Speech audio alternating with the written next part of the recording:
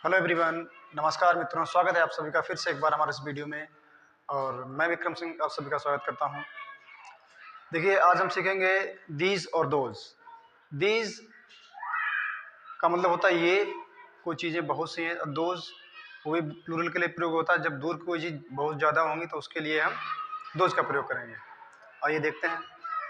तो सबसे पहले हमने सीखा था, इससे पहले हमने जो सीखा था दिस और दैट। दिस दैट दोनों ही सिंगुलर के लिए प्रयोग होते हैं। और दो क्रियाएं इसके साथ सीखी थी, इज और बाज। इसका मतलब होता है कोई भी एक चीज है, और बाज का मतलब होता है थी या था। कोई भी चीज, एक लड़का था, लड़की थी, पेड़ था, किताब थी। तो इन दोनों का प्रयोग होता है सिंगुलर के लिए। और दीज दोज इनका प्रयोग होता है प्लूरल के लिए। तो इसको बोलते हैं ये, यह भी बोल सकते हैं, इसको बोलते हैं बे, और वह भी बोल सकते हैं। ठीक है। तो दो क्रियाएं हमने इसके साथ सीखी थी, आज दो क्रियाएं इनके साथ सीखेंगे, आर और बर। तो इज जब प्लूरल में जाता है तो आर हो जाता है, और बाज जब प्लूरल में जाएगा तो बर हो जाएगा। ठीक है। तो इज का मतलब है और बाज का मतलब था, इसी का प्लूरल फॉर्म है आर और बर। तो अब इन्हीं दोनों का प्रयोग सीखेंगे। तो दीज मीन्स दिस का हो जाएगा दीज, और दैट का हो जाएगा दोज। ये पास के लिए दोनों, ये दोनों दूर के लिए। देखिए,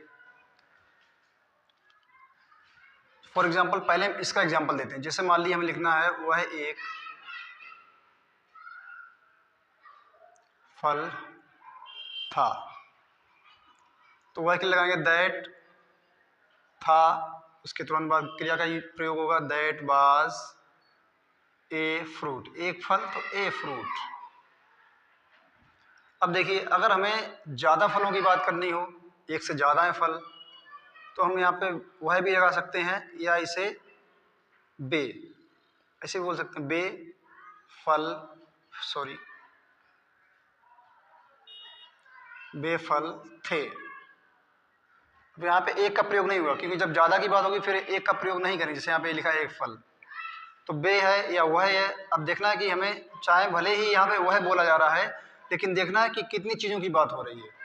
अगर एक चीज़ की बात हो रही तो एक लिखा होगा, एक की बात नहीं हो रही तो मतलब फल थे का मतलब क्या है, ज़्यादा थे। अगर था तो एक फल, और थे तो बहुत से। तो दोज,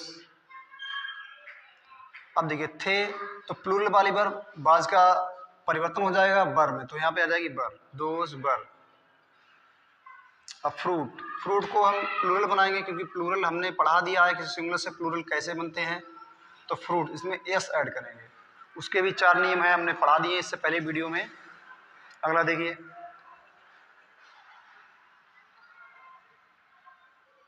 यह एक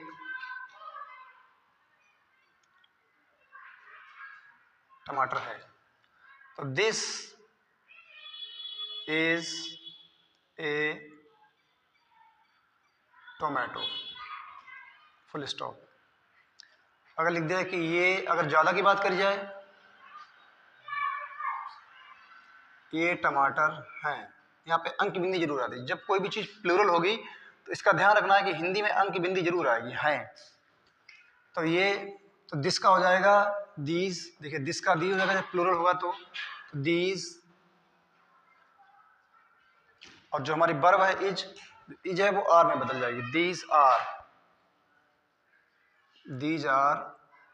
अब टोमेटो, टोमेटो को हमें प्लूरल बनाना है, टोमेटो। अब देखिए, इसके अंत में ओ आया है। वैसे तो किसी नाउन को, सिंगुलर को प्लूरल बनाते तो एस जोड़ देते हैं, लेकिन जो रूल्स हमने लिखाए हैं, चार रूल जो उनको फॉलो करना पड़ता है प्लूरल बनाने के लिए। तो जब भी किसी नाउन के अंत में ओ, एक्स, एच, सी एच और एस एच आता है, तो उसमें हम ई एस ऐड करते हैं। तो यहाँ पे ओ आया अंत में, तो ई एस। यदि आपको ये प्लूरल का नियम नहीं पता है, तो लेसन नंबर 3 में जो है हमने सिखाया है कि प्लूरल कैसे बनते हैं, उसमें सारे रूल्स हैं। आप हमारी वीडियो पे जा सकते हैं, डिस्क्रिप्शन में लिंक मिल जाएगा, तो आप वहाँ पे जाके चेक कर सकते हैं। और देखिए, जैसे बे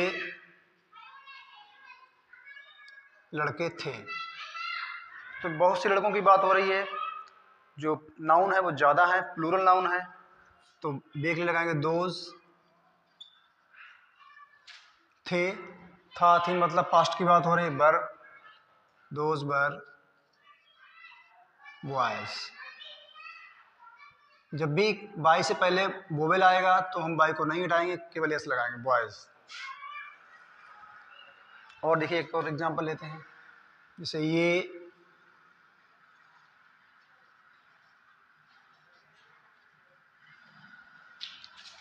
चिड़ियाँ थीं, these were birds, these were birds, चिड़ियाँ थीं। तो these जो प्लूरल के लिए प्रयोग होता है, और इसके साथ जो दो वर्ब आती हैं आर और बर, ये भी जो वर्ब होती हैं वो हमेशा प्लूरल के लिए ही प्रयोग होती हैं। जब एक से चीज़ ज़्यादा होगी, 2, 3, 4, बहुत सी, तो हमेशा ये जो वर्ब होती हैं प्लूरल के लिए ही होती हैं, और सिंगुलर के लिए इन दो वर्ब का प्रयोग करते हैं। तो इधर दिस दैट और इधर दिस दोस, ठीक है। इसका हम निगेटिव और इंट्रोगेटिव सेंटेंसेस अभी बता देंगे, निगेटिव इंट्रोगेटिव कैसे बनता है। जैसे मान लीजिए है एक फल नहीं था, अगर मान लीजिए सेंटेंस में ऐसे आ जाए, यह है एक फल नहीं था, ये सेंटेंस हमारा निगेटिव हो गया।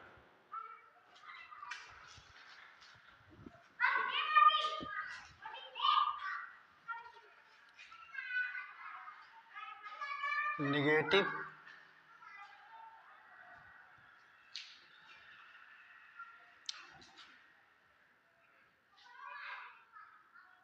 वह एक फल नहीं था,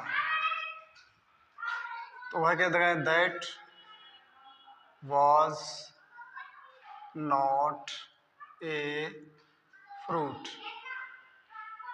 ये हमारा निगेटिव हो गया। अगर इसी को हमें इंट्रोगेटिव बनाना है, क्या वह एक फल था, तो वो हमने पहले सिखा दिया दिस डेट में। अब देखना ये है कि अगर इस तरह के सेंटेंस प्लूरल वाले आ जाएं, मान लीजिए इसमें से जो प्लूरल के सेंटेंस अगर इंट्रोगेटिव आ जाए, निगेटिव इंट्रोगेटिव, निगेटिव तो पता ही होता है कि वर्ब के साथ हमेशा नोट आएगा। जो भी वर्ब है, हमने इज और बाज, आर और जो भी वर्ब पढ़ी हैं, जैसे मान लीजिए ये फल नहीं थे, तो ये दीज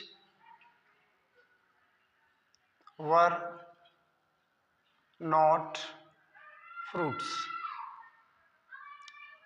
निगेटिव का मतलब होता है कि जो हमारी वर्ब है, इज और बाज या आर या बर, इनके साथ हमें नोट लगा देना है बस। अब देखिए इंट्रोगेटिव, इंट्रोगेटिव सेंटेंसेस में क्या होता है कि जो हमारी वर्ब बीच में आती है, बस उसी को उठा के हमें पहले रख देना है। जैसे मान लीजिए क्या ये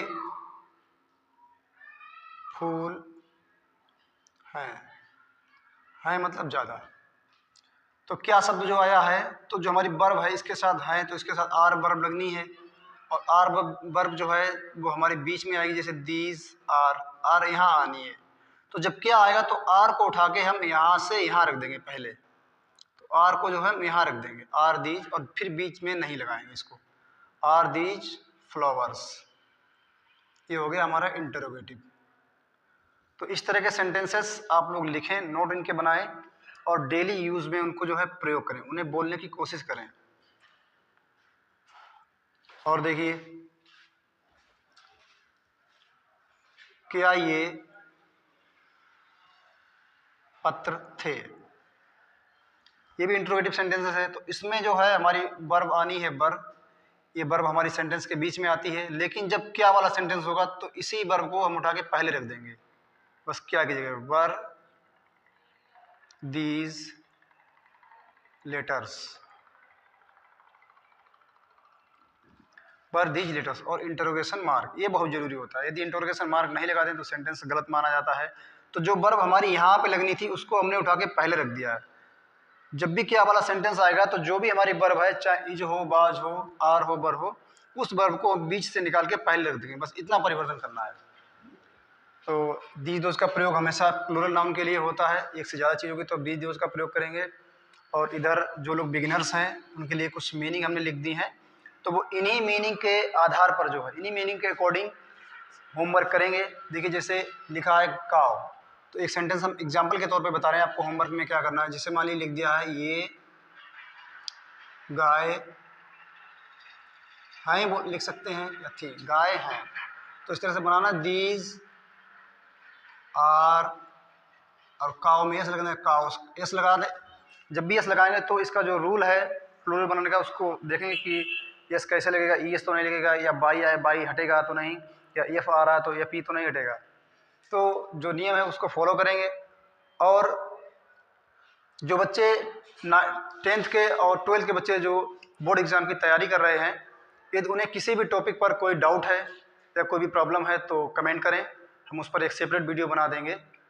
तो ये अभी तो बेसिक चल रहा है, लेकिन जब एडवांस में पहुंचेंगे तो 10th और 12th का सिलेबस भी कवर करेंगे। क्वेश्चन आंसर जो भी आपके सप्लीमेंट्री रीडर है, पोइम है, उस सबको हम कवर करेंगे। लेकिन फ़िलहाल अगर किसी बच्चे को कोई दिक्कत हो रही है किसी भी टॉपिक पर, 10th में हो, जो बच्चे बोर्ड एग्ज़ाम की तैयारी कर रहे हैं, तो कमेंट करें, हम उस पर एक सेपरेट वीडियो बना देंगे। मिलते हैं नेक्स्ट वीडियो में। जय हिंद।